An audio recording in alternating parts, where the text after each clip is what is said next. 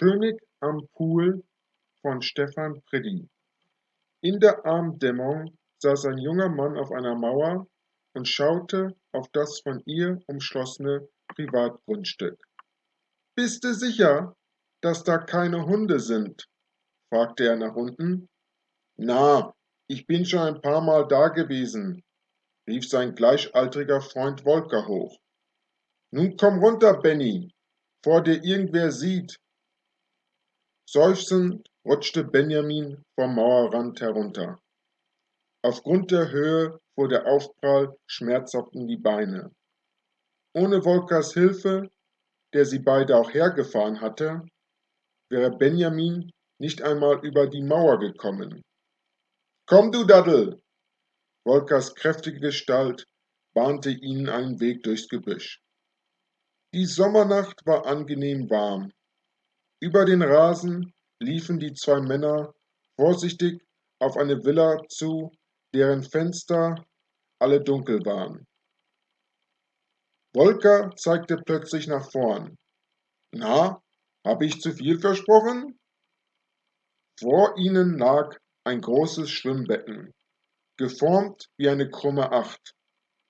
Unter dem Beckenrand befanden sich vereinzelt Neonlampen, deren Licht die mattblauen Innenwände erhellte. Benny spähte zum Haus. »Niemand daheim, sagst du, aber Licht im Wasser ist an?« Volker winkte ab. »Ja, Mai, war auch schon vorher so. Ist automatisch. Jetzt wird's aber Zeit für eine Abkühlung.« Er ging zum tiefen Ende des Beckens und zog sich aus. »Hey, wer wohnt hier?« »Irgendein Heini mit zu viel Moos. Jetzt genier dich nicht so.« Während Benjamin sich seiner Klamotten entledigte, hechtete sein Freund nackend in den Pool. »Himmel«, dachte Benny, als das Platschen ertönte. »Wir werden noch beim widerrechtlichen Betreten erwischt.« Unter seinen Füßen spürte er die Steinplatten, noch warm vom Tag, als er an den Beckenrand trat. Benny holte tief Luft. Da stach ihm neben dem Chlor noch ein weiterer Geruch in die Nase. »Nanu? Warum riecht's hier wie im Tierpark?« »Komm schon rein!« Volker spritzte Wasser auf Benjamins Haut, was ihn schlagartig aus seinen Gedanken riss. »Arsch!« Lachend sprang Benny ins Becken. Die Kühle fuhr durch seinen Körper. Prustend kam er wieder hoch. Volker zwinkerte ihm zu. »Stell dir mal vor, wir kommen mal mit zwei Mädels her, hä?« Dann legte sich sein Freund in die Rückenlage und schwamm zum anderen Ende des Pools. Deswegen nahm nur Benjamin aus dem Augenwinkel die Bewegung wahr. Er drehte sich danach um und sah, wie das Tier an seiner Jeans schnüffelte. Die Schulterhöhe lag bei mindestens 1 Meter. Die Beckenlampen beleuchteten sandfarbenes Fell sowie den Katzenkopf mit der typischen Mähne.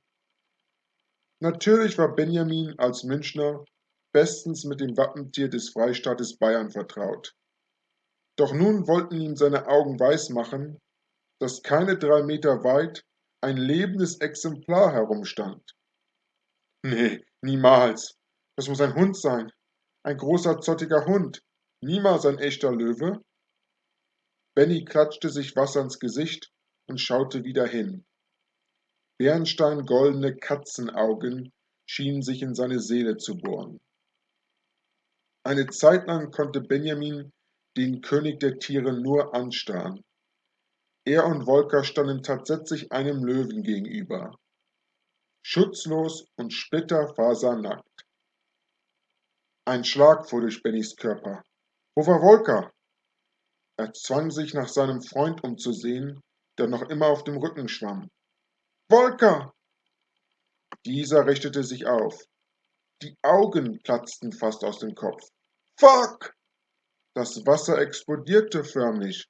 Volker pflügte sich einen Weg zum gegenüberliegenden Beckenrand.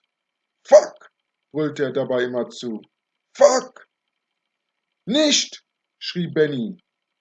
Der Löwe pirschte an die Stelle, die Volker ansteuerte. Geistesgegenwärtig fing Benny seinen Freund ab und zerrte ihn in die Mitte des Pools. Ohne sie aus den Augen zu lassen, kehrte der Löwe geschmeidig an das Ende des Schwimmbeckens zurück, wo ihre Kleidungsstücke lagen, und setzte sich direkt an den Rand. Kruzifix! Volkers Stimme bebte. Ist das ein Löw? Nee, ein Wellensittich, fauchte Benny. Wo kommt der bloß her? Gehört wohl zur Bude hier. Siehst du das Halsband? Ist das legal? Was fragst du mich?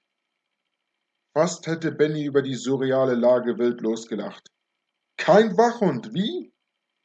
Sieht das wie ein Hund aus? Plötzlich brüllte der Löwe. Der Ton war eine Urgewalt, die Serengeti in Klangform. Die beiden Männer duckten sich tiefer ins Wasser. Wie kommen wir bloß heil hier raus? Rätselte Benny verzweifelt. Nur ein Satz und aus ist. Da gingen in der Villa die Lichter an. Der Löwe war sofort vergessen. Benny und Volker sprangen rauf und runter und schrien aus Leibeskräften um Hilfe. Ein drahtiger Mann im Morgenmantel trat auf die Terrasse. »Sieh da!« kreischte Volker. »Legen Sie den Simba an die Leine!« Ruhig rief der Mann dem Löwen ein Wort zu, das Benny nicht erkannte. Das Tier lief zu seinem Herrn, der seine Hand fest um das Halsband einhakte. Mit dem König der Savanne an seiner Linken wandte sich der Fremde an Volker und Benjamin. Er sprach nur 2 knappe Worte, doch unterstrichen mit einer deutlichen Geste. »Raus! Soll fort!« Danach führte der Mann den Löwen ins Haus und schloss die Tür hinter ihm. Benny und Volker sprangen fast aus dem Pool und zogen sich tropfnass an. Dann kletterten die beiden Männer über die Mauer, wo auf der anderen Seite Volkers Audi wartete. »Wahnsinn!« schimpfte Volker. »Hält sich ein Löwen im Garten! Gehört angezeigt!« »Und wie erklären wir den Bullen, warum wir da drin waren?« knurrte Benjamin. »Schließ endlich auf, ich will weg.« »Ja, derweil.« Volker griff in seine Hosentasche. Plötzlich trat ein verwirrter Ausdruck auf sein Gesicht. Er wühlte in beiden Taschen herum und klopfte schließlich seine Hose ab. Dann sah Volker Benjamin betreten an. »Benny, ich glaub, die Schlüssel liegen noch am Becken«,